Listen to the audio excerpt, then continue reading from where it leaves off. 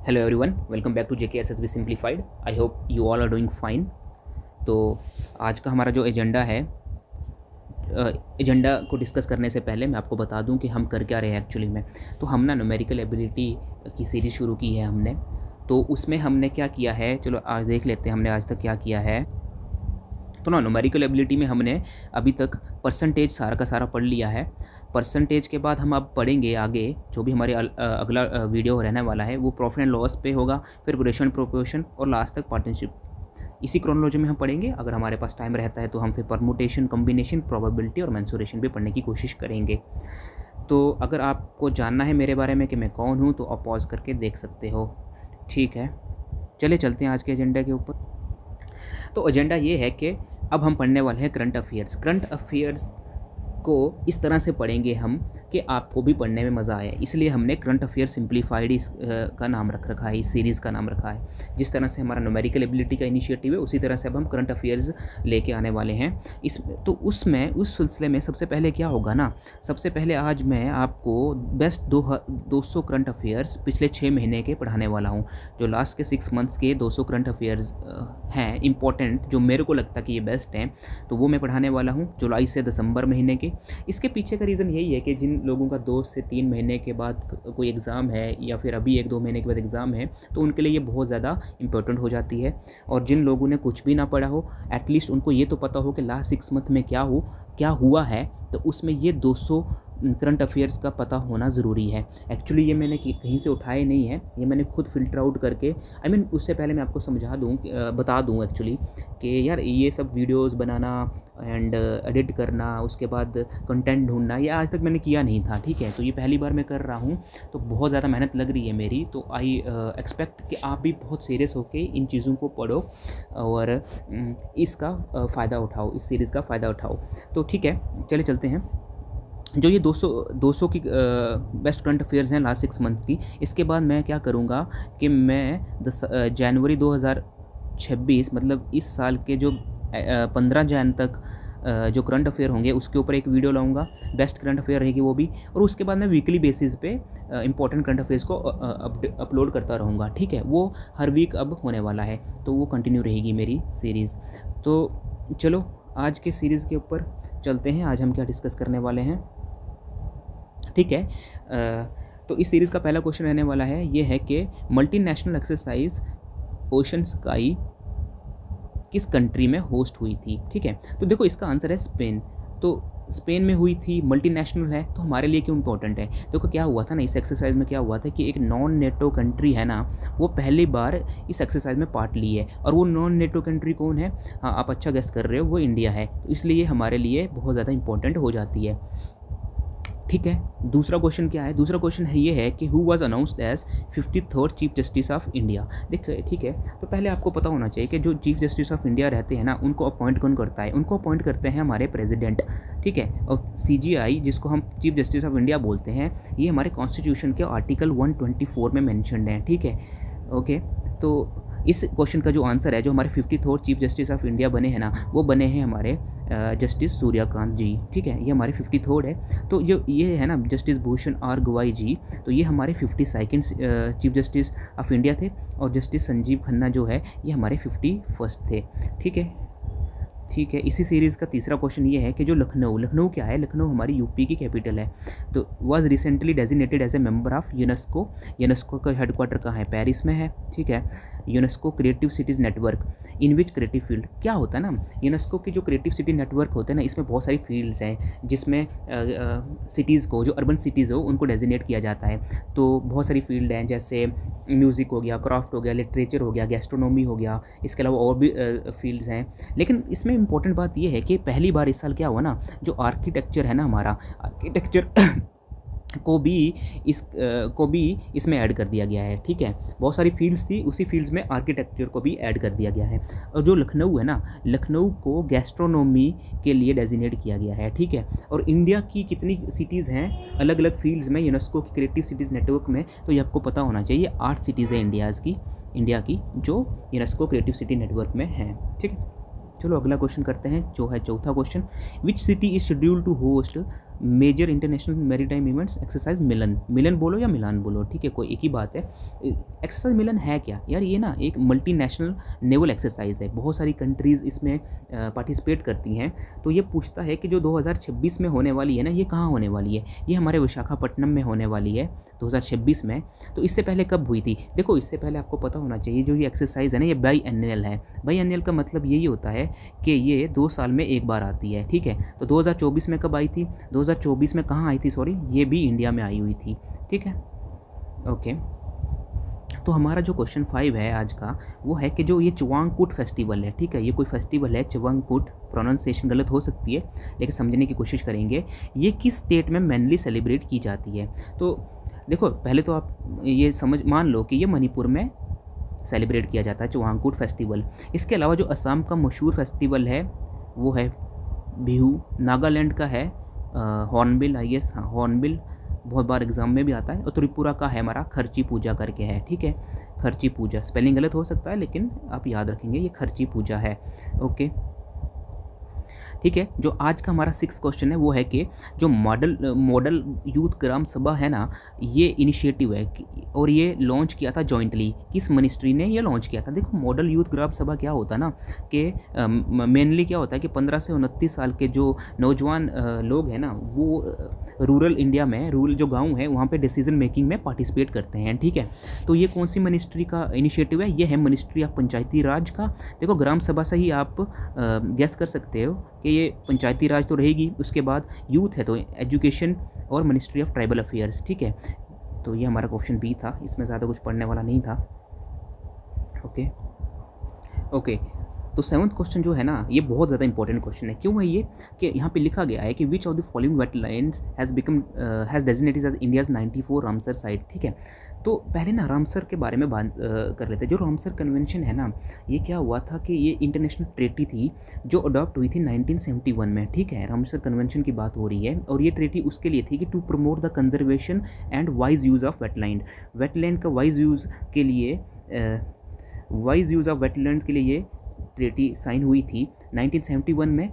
और क्या बोलते हैं कि वेटलैंड की बारी है ना, वेटलैंड की बात हो रही है तो 2 फरवरी को वेटलैंड डे भी होता है, क्योंकि 2 फरवरी 1971 को ही ये ट्रीटी साइन हुई थी, तो 2 फरवरी को वेटलैंड डे मनाया जाता है। इसके अलावा क्या होता है ना, इसके अलावा इंडिया इसका पार्ट कब बना है? इंडिया बना था इसका पार्ट कब बना था इसका पार्ट? आई गेस हाँ 1 फरवरी को। देखो 2 फरवरी को वेटलैंड डे ज़रूर 2 फरवरी को, लेकिन इंडिया पार्ट बना था 1 फरवरी 1982 को, ठीक है। तो चलो क्वेश्चन पे आ जाते हैं कि जो इंडियाज़ का 94th रामसर साइट है ना, वो कौन सी है?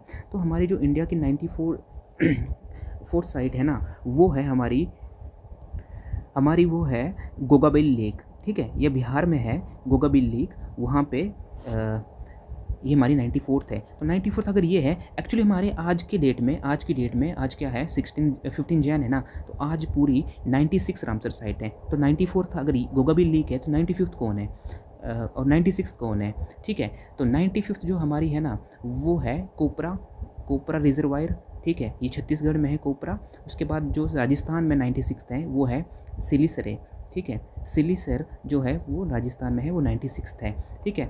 94th हमारी गोगाबिल है, 95th हमारी कोपरा छत्तीसगढ़ में है और 96 सिलीसर जो हमारी राजस्थान में है, ठीक है। 8th क्वेश्चन हमारा है कि जो वुमेन का वर्ल्ड कप हुआ था ना 2025 में, ये किसने जीता? ये आपको पता ही होगा, ये इंडिया में जीता। तो इंडिया ने किसको हराया था, ये ज़्यादा इंपॉर्टेंट है। तो इंडिया ने साउथ अफ्रीका को हराया था, ठीक है। और मैं क्या बोलते हैं, फाइनल में क्या हुआ था ना, जो हमारी शिफाली शर्मा है ना, उसको मैन ऑफ द मैच मिला था, शिफाली शर्मा को मैन ऑफ द मैच मिला था, और women of the match, sorry player of the match बोल सकते हैं, या इसको प्लेयर ऑफ द मैच दो रहे थे वो हमारी शिफाली शर्मा रही थी, और दीप्ति शर्मा जो थी ना, दीप्ति शर्मा वो प्लेयर ऑफ द सीरीज़ रही थी, ठीक है। तो ये थोड़ी सी चीज़ें हैं जो आपको याद होनी चाहिए। 9th क्वेश्चन क्या है ना, कि नौरादही सेंचुरी है, ये इंपॉर्टेंट क्यों है? क्योंकि ये इंडिया की थर्ड होम फॉर चीतास बना हुआ है। Is located in which state? तो ये किस स्टेट में है, ठीक है। मतलब चीतास जो इंडिया में आए हुए हैं ना, वो तीसरा होम बना है हमारा नौरादही सेंचुरी, तो ये है हमारा मध्य प्रदेश में, ठीक है। तो ये मध्य प्रदेश में, इसमें ज़्यादा कुछ याद करने वाला है नहीं, तो बस इतना सा है। ठीक है। फेस्टिवल, एक और फेस्टिवल आ गया जो हमारा 10वां क्वेश्चन है, रमन। रमन जो है, रमान या रमन या कुछ भी बोल सकते हो आप, इसको समझने वाली बात है। ये किस स्टेट का है? तो ये हमारा उत्तराखंड का है, ठीक है। इसमें ज़्यादा कुछ पढ़ने वाला नहीं है। तो 11वां क्वेश्चन हमारा है, 11वां क्वेश्चन, जो प्रोजेक्ट सन कैचर है ना, ये सन कैचर है, ठीक है। ये किसका है, किसका इनिशिएटिव है? ये हमारा गूगल का इनिशिएटिव है। देखो प्रोजेक्ट सन कैचर क्या है ना, ये गूगल का इनिशिएटिव है कि हम ना solar powered AI data centres space में सैटेलाइट के जो कंस्टेलेशन रहते हैं ना उसके साथ बनाने वाले हैं, ठीक है। और 2027 तक ये इन्होंने मानना है कि हम यहाँ तक तब तक हम ये बना लेंगे। तो ये था हमारा प्रोजेक्ट सन कैचर के बारे में। 12वां क्वेश्चन जो है हमारा कि एक प्रोग्राम है वैभव फुली फेलोशिप, वैभव फेलोशिप प्रोग्राम। तो इसमें क्या होता है ना कि इसमें बोला है कि it connects Indian diaspora scientist with Indian institution. Diaspora क्या होता है कि जो इंडिया के लोग बाहर रह रहे हैं ना, उसकी बात होती है डायस्पोरा। तो पहली जो स्टेटमेंट है ये अपने आप में ही करेक्ट है। और दूसरा जो है कि researcher from institution in the top 500 world university ranking are eligible, ठीक है। क्यूएस एक इंस्टीट्यूट है जो वर्ल्ड यूनिवर्सिटी रैंकिंग देता है, तो उसमें जो 500 टॉप होंगे ना उसमें वो एलिजिबल रहेंगे डायस्पोरा वाले, ठीक है, रिसर्चर वाले, सॉरी। तो ये दोनों स्टेटमेंट हमारी ट्रू है, तो इसलिए इसका आंसर ये दोनों बोथ 1 और 2 बनेगा, ठीक है। 13 क्वेश्चन इंपॉर्टेंट है कि which Indian chess player recently become the 91st grand master, ठीक है। देखो यार, पहले ही तो ये चेस का कंसेप्ट है। ग्रैंड मास्टर होता क्या है, ठीक है। ग्रैंड मास्टर होता क्या है, देखो चेस में जो वर्ल्ड चेस फेडरेशन है ना उसको हम फीडे बोलते हैं, ठीक है। वर्ल्ड चेस फेडरेशन को हम फीडे बोलते हैं। ये रेटिंग देता है, ये इसकी अगर रेटिंग 2500 से ऊपर है, अगर किसी प्लेयर की फीडे रेटिंग 2500 से ऊपर है ना तो उसको हम ग्रैंड मास्टर बोलते हैं। तो इंडिया का जो 91st ग्रैंड मास्टर बना है वो बना है राहुल वीएस। और इंडिया में टोटल 91 अभी फिलहाल आज की डेट में ग्रैंड मास्टर्स हैं। इंडिया का पहला ग्रैंड मास्टर कौन था? इंडिया का पहला ग्रैंड मास्टर था विश्वनाथन, ठीक है, ये याद रखना। इंडिया का पहला जो ग्रैंड मास्टर थे ना वो थे हमारे विश्वनाथन, ठीक है। चलो ओके, चौथा क्वेश्चन है हमारा कि सीओपी क्या होता है? कॉन्फ्रेंस ऑफ पार्टीज़ होता है of the United nation framework convention on climate change. देखो क्या होता है ना, पहले ये समझने की कोशिश करेंगे हम कि 1992 में क्या हुआ था कि अर्थ समिट हुई थी। 1992 में अर्थ समिट हुई थी, उसमें क्या हो गया, उसके बाद हमारी 3 तरह की फ्रेमवर्क निकली, हमारी 3 तरह की। वो क्या थी? एक जो अभी हम पढ़ रहे हैं united nation framework convention on climate change, उसके बाद united nation convention on biological diversity और united nation convention to combat desertification, ठीक है। तो ये जो 2 है ना, ये 2 इनकी जो है जो सीओपी होती है ये बाई एनुअली होती है, मतलब 2 साल में एक बार होती है, ठीक है। और इनकी 2 साल में एक बार होती है, लेकिन जो ये होता है ये एनुअली होती है, इसकी हर साल ये कन्वेंशन होती है, सीओपी होती है, सॉरी। तो इस बार की जो सीओपी थी मतलब 2025 की थी, वो कहाँ हुई थी? यहाँ ये हुई थी बेलम ब्राज़ील में। तो 2026 में कहाँ होगी? 2026 में ही होगी तुर्की में, ठीक है, ये याद रखना। ओके, तो 15 क्वेश्चन है हमारा, एक्सरसाइज मित्र शक्ति is a joint military exercise between India and which country. ये इंडिया और श्रीलंका के बीच में होती है, ठीक है, बस इतना याद रखोगे, ज़्यादा कुछ है नहीं इसमें। Which country is hosting the 29th edition of Malabar exercise. देखो मालाबार एक्सरसाइज क्या होती है ना, जो क्वाड नेशन है, ठीक है, जो क्वाड नेशन है, क्वाड नेशन कौन से हैं हमारे? यूएसए, ऑफकोर्स यूएसए हो गया हमारा, ठीक है, इंडिया हो गया हमारा, उसके बाद जापान हो गया और ऑस्ट्रेलिया हो गया। इनके बीच में ये एक्सरसाइज होती है। और ये कहाँ पे हो रही है? ये हो रही है यूनाइटेड स्टेट्स में, ठीक है। 17th क्वेश्चन हमारा है कि जो आदि चित्रा एग्जीबिशन ऑर्गेनाइज़ किया था किसकी बर्थ एनिवर्सरी को कमेमोरेट करने के लिए? तो ये ना हमारे बिरसा मुंडा जी हैं, ट्राइबल फाइटर जो हैं, उनकी बर्थ एनिवर्सरी को, देखो याद रखना ये बर्थ एनिवर्सरी है, डेथ एनिवर्सरी नहीं है। बर्थ एनिवर्सरी को कमेमोरेट करने के लिए आदि चित्रा एग्जीबिशन की को ऑर्गेनाइज़ किया गया था। तो इनका ये 150th बर्थ एनिवर्सरी थी, उस सिलसिले में ये हुआ था, ठीक है। 18 क्वेश्चन हमारा है कि who won the Booker prize for fiction 2025। तो बुकर प्राइज़ मिला है हमको फिक्शन के लिए डेविड साजले को। डेविड साजला की एक नावल था ना, उसका नावल का नाम था फ्लैश। तो फ्लैश नावल के लिए ये प्राइज़ मिला हुआ है, ठीक है, ये भी याद रखिएगा, अब लेबर कोड्स, ये बहुत इंपॉर्टेंट है यार, ये जो क्वेश्चन है ना लेबर कोड्स सॉरी, ये इसलिए इंपॉर्टेंट बन जाता है ना कि क्या होता है ना कि पहले हमारे पास 29 लेबर लॉज थे, ठीक है, 29 लेबर लॉज थे। अब उनको कंसोलिडेट करके ना 4 में मर्ज किया गया है। और ये 4 कौन से हैं? पहला हमारे पास आ जाता है पहला जो लेबर है हमारे लेबर कोड है, जो हमारे पास 4 कोड है ना, उसमें है कोड ऑन वेजिस है, जिसमें इन 29 में से 4 को इसमें मर्ज किया है। दूसरा हमारे पास जो है वो इंडस्ट्रियल रिलेशन के बारे में, इंडस्ट्रियल रिलेशन इसमें कितना किया है? इंडस्ट्रियल रिलेशन में हमने 3 को मर्ज किया है। तीसरा हमारे पास आ जाता है कोड ऑन सोशल सिक्योरिटी, इसमें हमने किया है 9 लॉज को मर्ज। और लास्ट आता है हमारे पास ऑक्यूपेशनली सेफ्टी, हेल्थ और working condition, occupationally safety, health and working condition. तो इसमें हमने 13 लॉज को मर्ज किया गया है। तो इसका आंसर बन जाएगा 4, ठीक है। ब्लू फ्लैग सर्टिफिकेशन, 20 क्वेश्चन बोल रहा है कि ब्लू फ्लैग, देखो ब्लू फ्लैग सर्टिफिकेशन क्या होता है ना, ब्लू फ्लैग सर्टिफिकेशन ये होता है कि जो हमारी बीचेज़ होते हैं ना, बीचेज़ को सेफ़ क्लीन और सस्टेनेबल यूज़ के लिए ब्लू फ्लैग सर्टिफिकेशन दिया जाता है। और ये कौन देता है? ये डेनमार्क की एक फाउंडेशन है, फाउंडेशन फॉर इन्वायरमेंटल एजुकेशन। ये कहाँ की है? ये है डेनमार्क की, ठीक है, ये देता है इसको, तो इतना याद रखेंगे। Who was recently elected as the 12th director general of UNESCO का हेडक्वार्टर कहाँ है? इसका हेडक्वार्टर है पेरिस में। और इसके जो 12th डायरेक्टर जनरल थे ना, वो थे हमारे खालिद अल अनानी, ये हमारे इजिप्ट के हैं, ठीक है, याद रखोगे कि ये इजिप्ट के हैं। अब है कि from which country is India planning to translocate the next batch of cheetahs under project cheetah. देखो प्रोजेक्ट चीता क्या है? प्रोजेक्ट चीता 2022 में लॉन्च हुआ था, ठीक है। उसके बाद ना कि हमने ये बोल रहे हैं कि किस कंट्री से हम प्लान कर रहे हैं इसको ट्रांसलेट करने के लिए, तो हम कर रहे हैं बोत्सवाना से। बोत्सवाना एक अफ्रीकन कंट्री है, ठीक है। और बोत्सवाना के लिए एक और मतलब याद रखने वाली बात यह है कि जो ट्रॉपिक ऑफ कैप्रिकॉर्न है ना, ट्रॉपिक ऑफ कैप्रिकॉर्न भी बोत्सवाना के से पास होता है, ठीक है। बहुत सारे और भी कंट्रीज़ है, लेकिन बोत्सवाना भी उसमें से एक कंट्री है जिससे ट्रॉपिक ऑफ कैप्रिकॉर्न पास होता है, ठीक है। तो बोत्सवाना वो साउथ अफ्रीका के साथ है ये कंट्री, ओके। 2025 का खेलो इंडिया यूनिवर्सिटी गेम होस्ट हो रहा है, मतलब are being hosted by which state, मतलब होस्ट हो चुका होगा। ये किया था हमारे राजस्थान ने। और इसका इम्पोर्टेंट ये रह जाता है कि इसके जो मैस्कोट थे वो थे हमारे खम्मा एंड घनी जो थे ये मैस्कोट थे, ये याद रखोगे।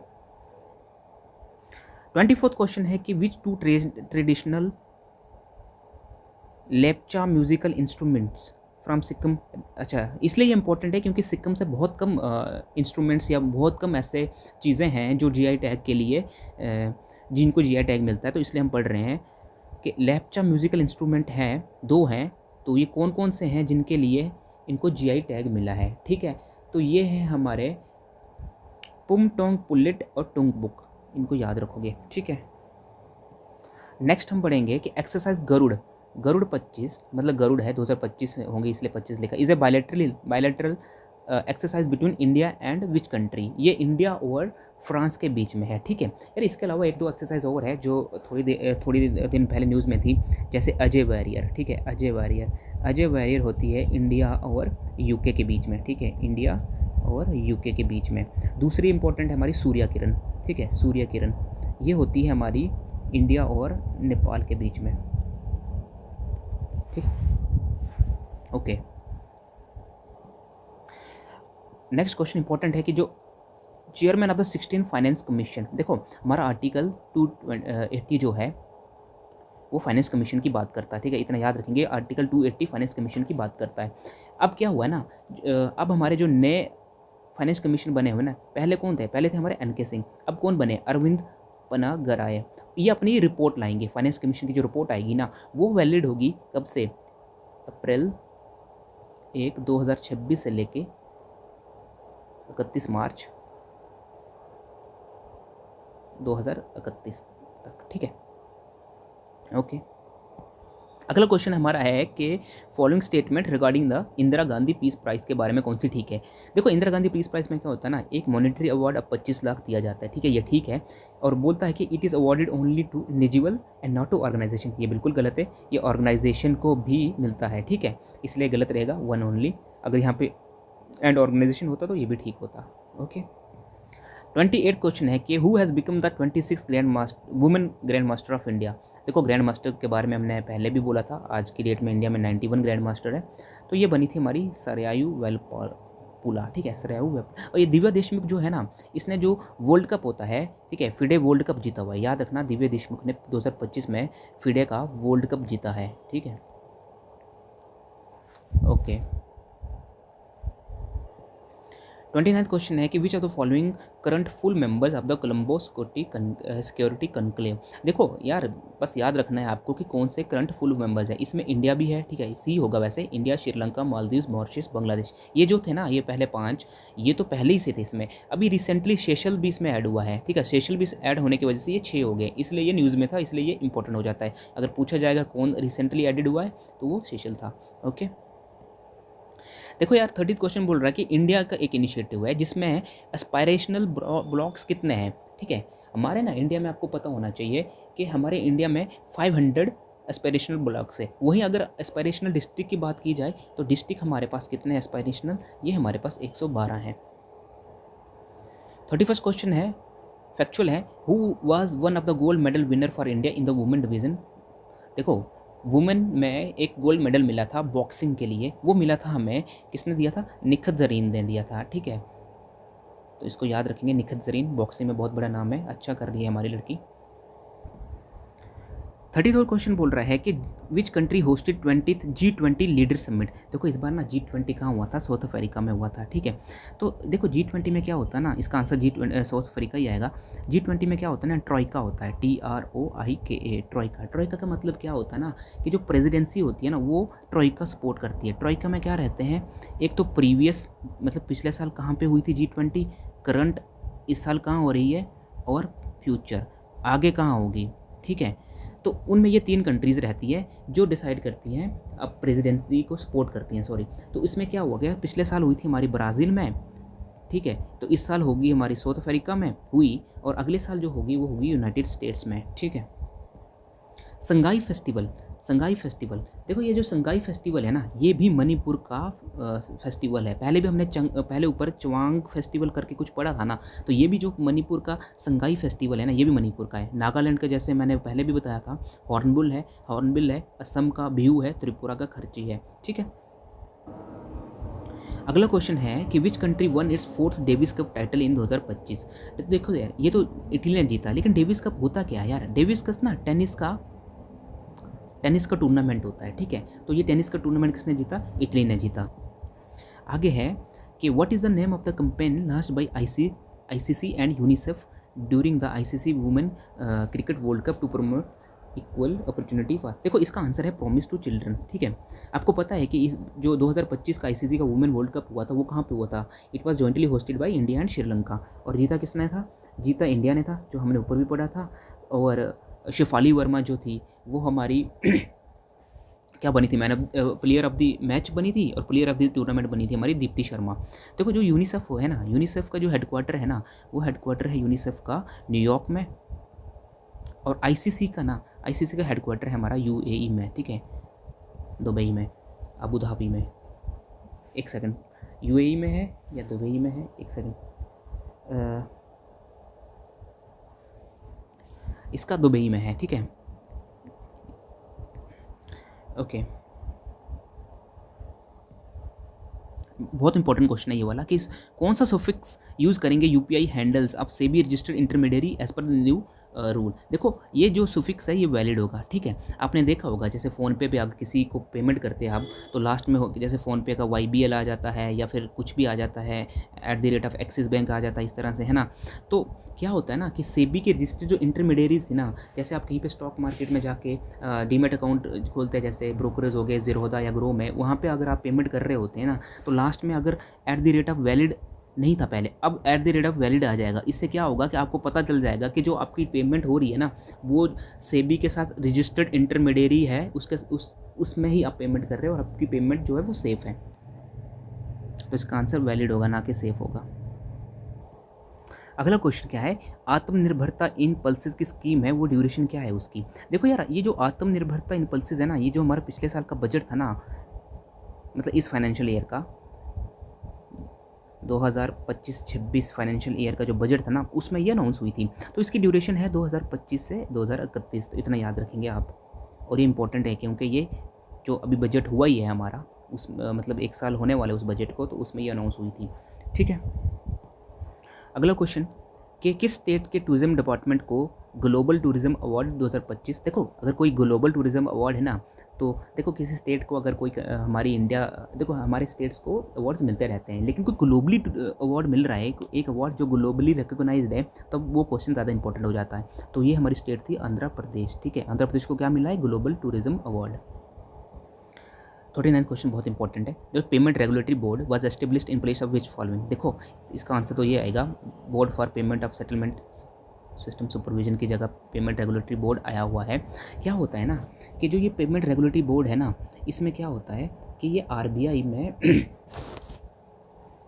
इसमें 6 मेंबर्स होते हैं। ठीक है, कितने मेंबर्स होते हैं इसमें, 6 मेंबर्स होते हैं। 3 होते हैं आरबीआई के, 3 होते हैं गवर्नमेंट के। ठीक है, ये होता है।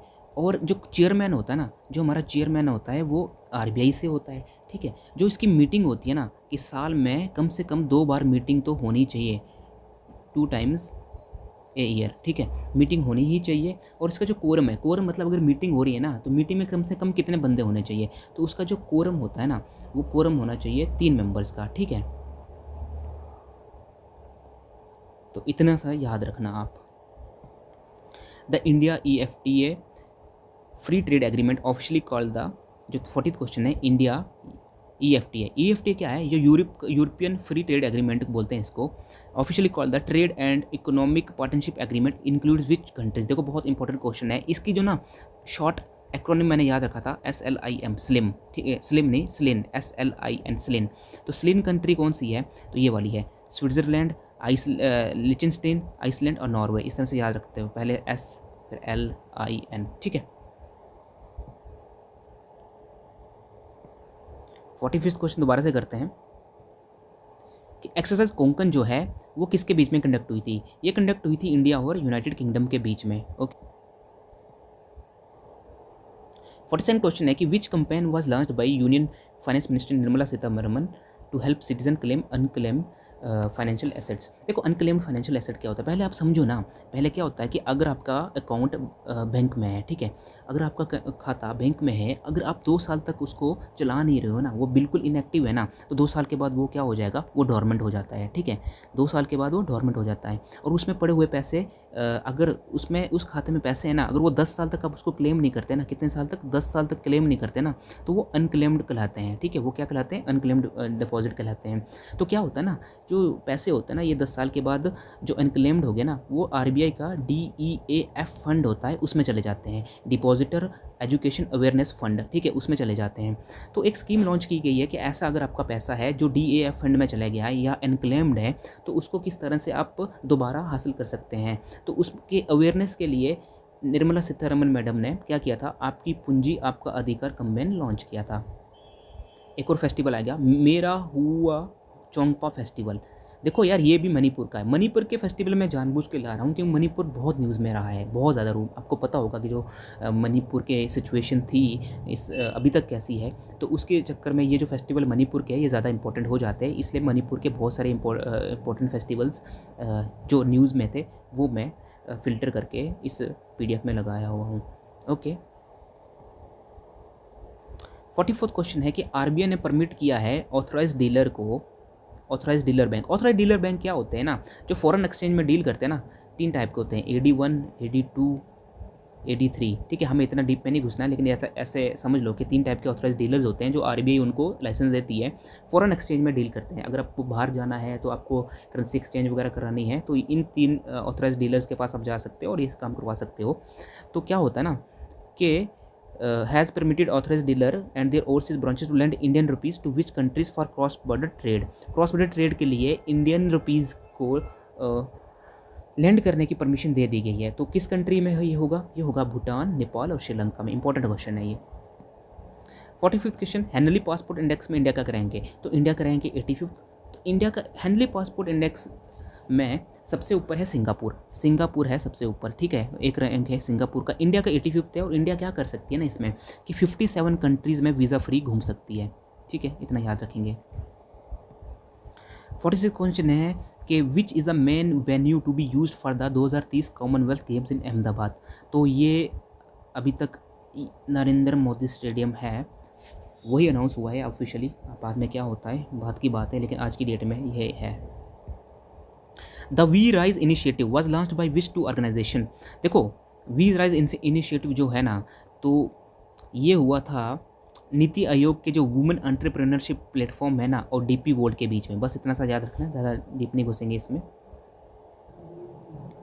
सरदार Patel ji most famously associated with which historical achievement for his iron man of India persona. देखो आयरन मैन ऑफ इंडिया क्यों बोलते थे सरदार पटेल जी को? इसलिए क्योंकि उन्होंने integration of over 560 princely states into the Indian union, इतनी स्टेट्स को इंटीग्रेट करा था इंडियन यूनियन में आने के लिए, तो इसलिए इनको हम आयरन मैन ऑफ इंडिया भी बोलते हैं।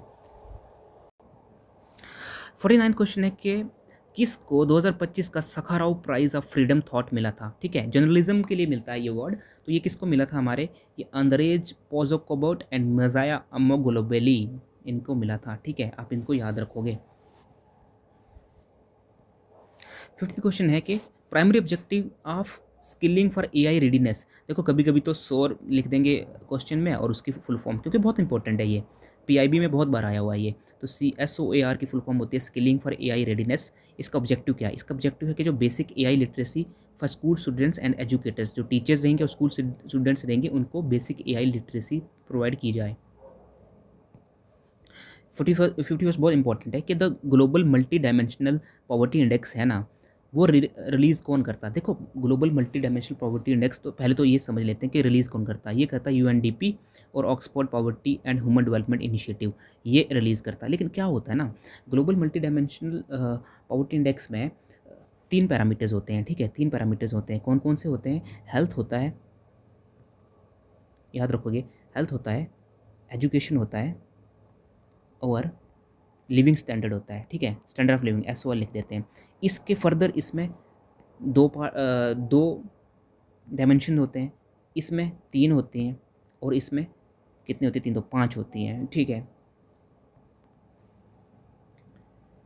ओके, 5 नहीं सॉरी 6 होती हैं। ये है ग्लोबल, ठीक है। अब इंडिया में क्या होता है ना, इंडिया में भी इसी तरह से मल्टी डायमेंशनल पॉवर्टी इंडेक्स है, ठीक है। इंडिया में भी नीति आयोग का है वो, ठीक है, किसका है? नीति आयोग का, नीति आयोग पब्लिश करती है वो।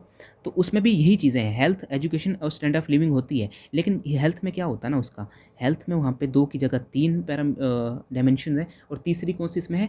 इसमें मैटरनल हेल्थ ऐड हो जाती है, ठीक है। उसी तरह से एजुकेशन में 3 सेम इट इज़ 3 की 3 है और स्टैंडर्ड ऑफ लिविंग में 6 की जगह यहाँ पे 7 हो जाता है। और 7वां क्या है? एक्स्ट्रा ऐड होता है इसमें, बैंक अकाउंट, ठीक है। तो ये चीज़ है इसकी, ठीक है। 52nd क्वेश्चन है हमारा कि who publish the global hunger index, ठीक है।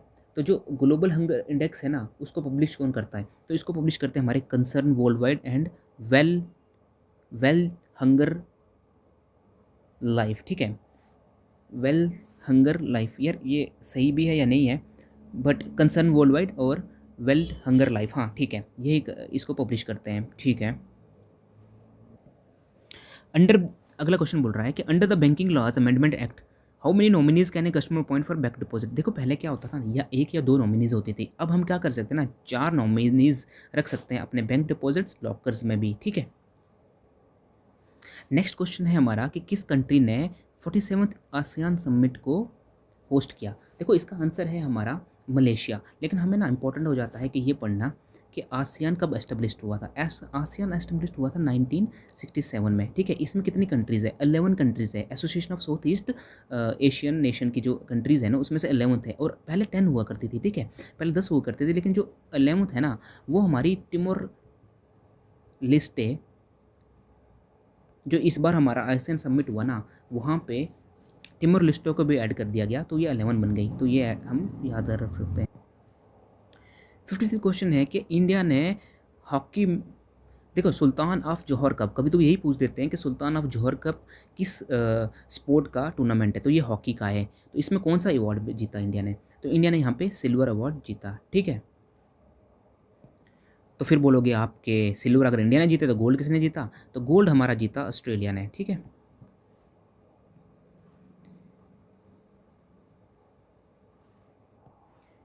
फिफ्टी सिक्स क्वेश्चन है कि who has been posthumously selected, मतलब एक्सपायर होने के बाद उनको सिलेक्ट किया जाता है विज्ञान रत्न पुरस्कार 2025, पुरस्कार मतलब अवार्ड कंट्रीब्यूशन इन फिजिक्स। तो ये थे हमारे जयंत विष्णु नार्लिकर, ठीक है।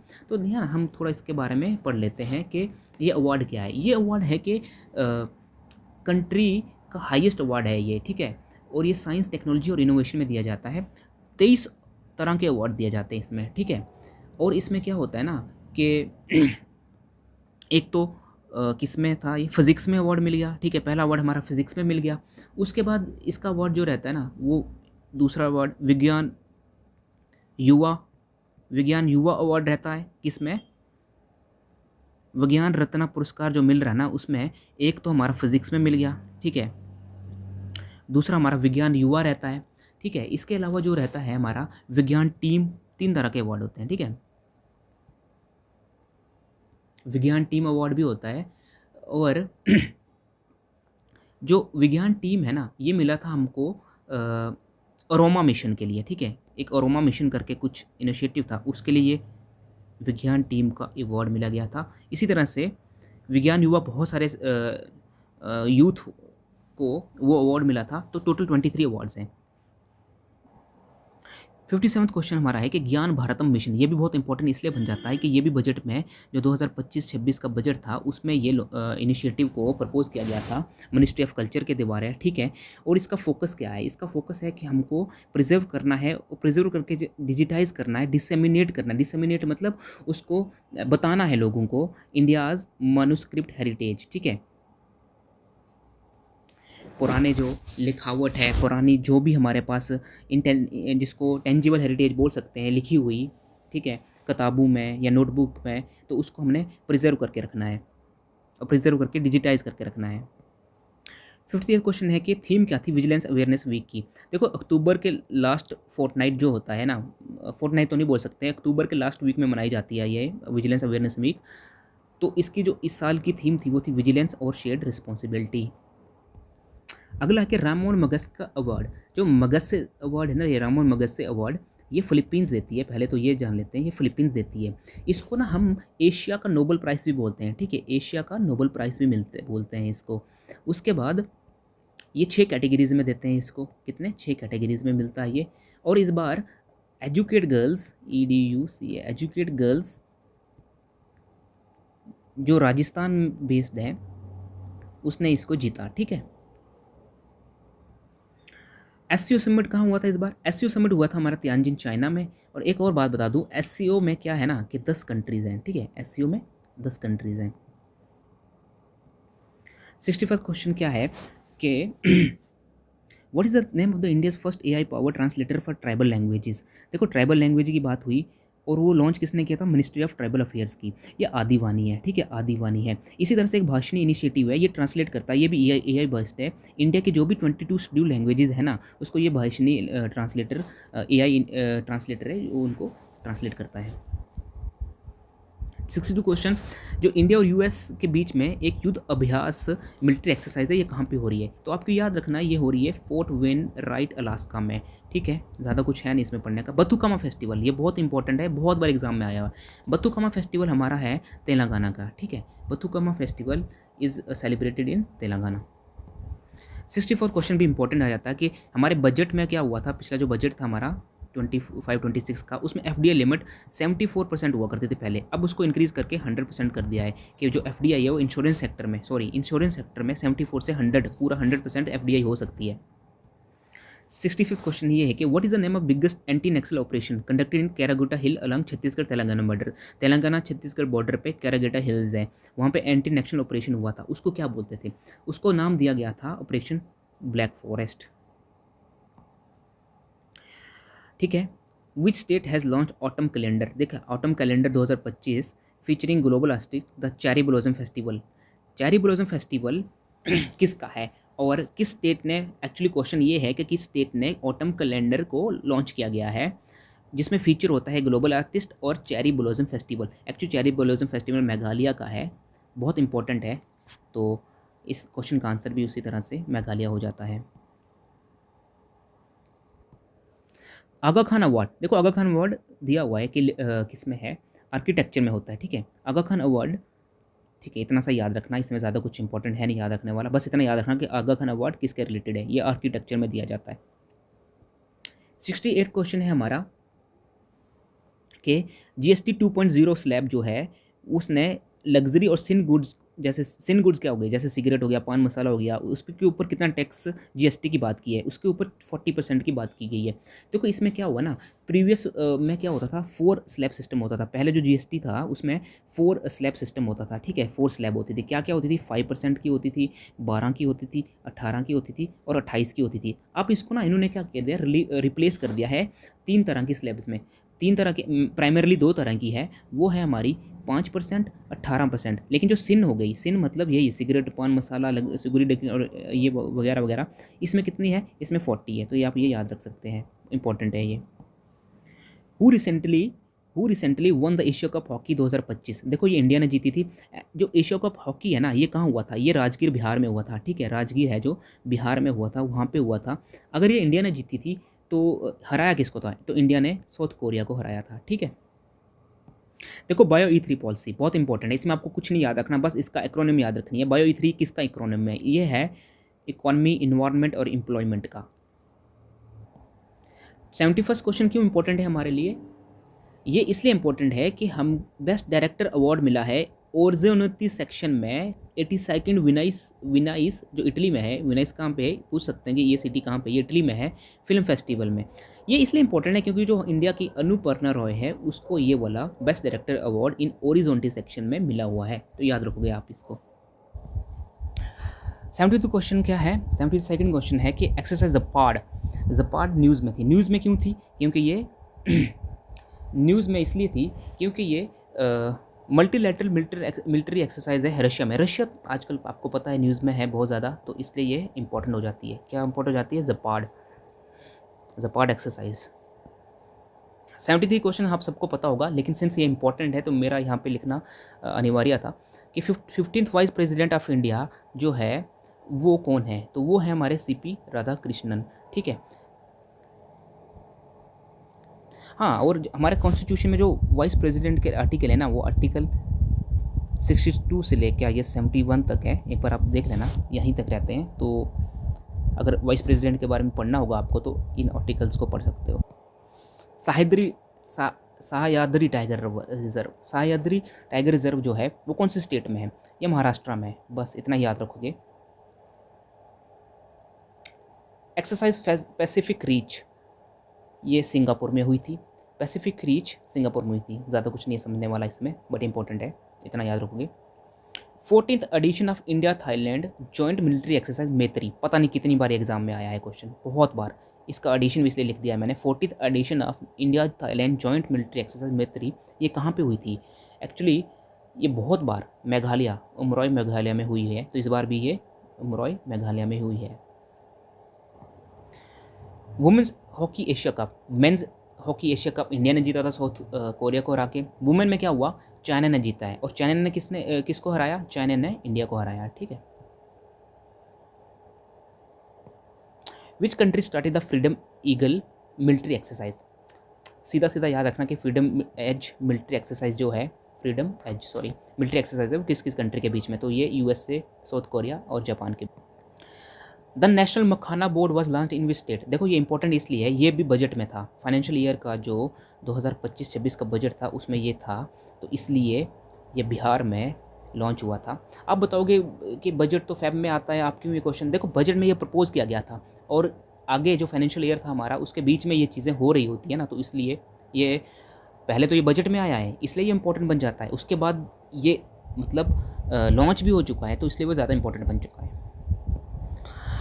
In global innovation index release by Wipro, ठीक है, वर्ल्ड इंटेलेक्चुअल क्या नाम है, इंटेलेक्चुअल प्रॉपर्टी,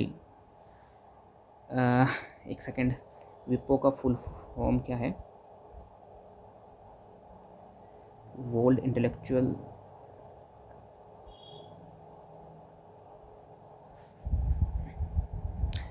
प्रॉपर्टी ऑर्गेनाइजेशन, हाँ उसे ऑर्गेनाइजेशन ही बोल रहा था मैं।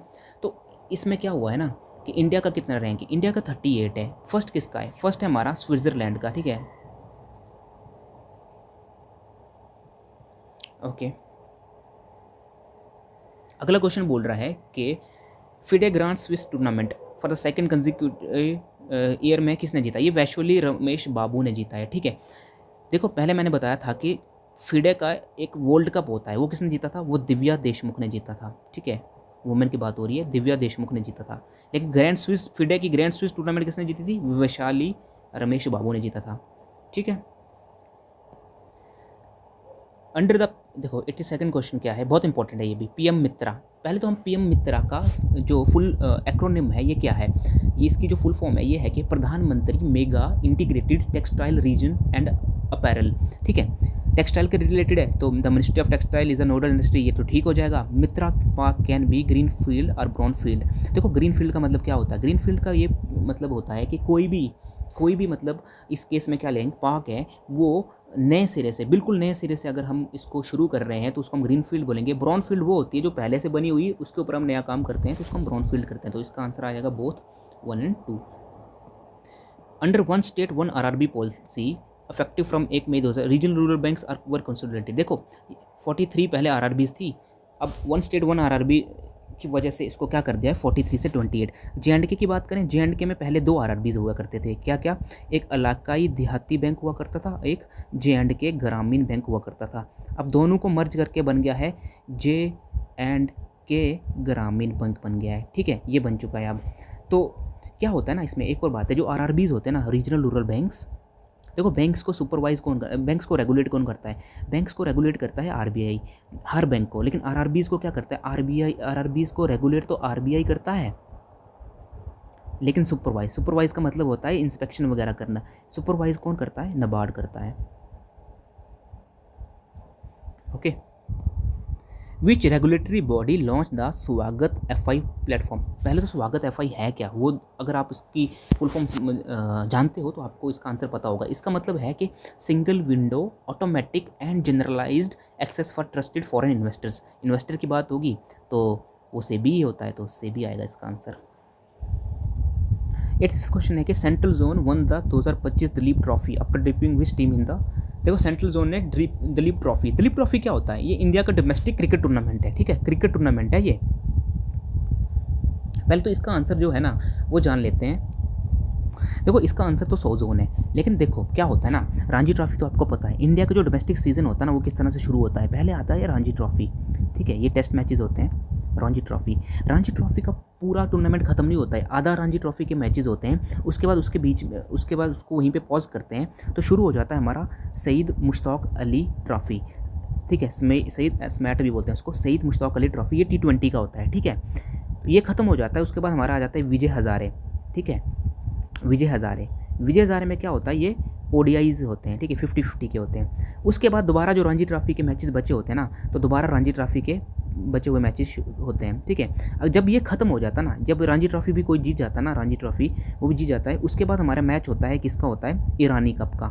ईरानी कप में क्या होता है ना कि इतना जानने की ज़रूरत नहीं है, ईरानी कप के बाद आ जाता है हमारा दिलीप ट्रॉफी, ठीक है। तो ये होती है हमारी क्रोनोलॉजी, पर पता होना चाहिए कि मैंने इसलिए बोला कि रणजी ट्रॉफी भी क्रिकेट के रिलेटेड है, सईद मुश्ताक अली ट्रॉफी भी क्रिकेट के रिलेटेड है, विजय हज़ारे भी क्रिकेट के रिलेटेड है, उसके बाद ईरानी कप भी क्रिकेट के रिलेटेड है, दिलीप ट्रॉफी भी क्रिकेट के रिलेटेड है, ठीक है। हु हैज़ बीन 86 क्वेश्चन है, who has been appointed as the chairperson of RBI regulatory review cell. देखो इसका बना दिया गया है राणा आशुतोष कुमार सिंह को, और ये SBI में भी काम कर रहे हैं अभी, ठीक है,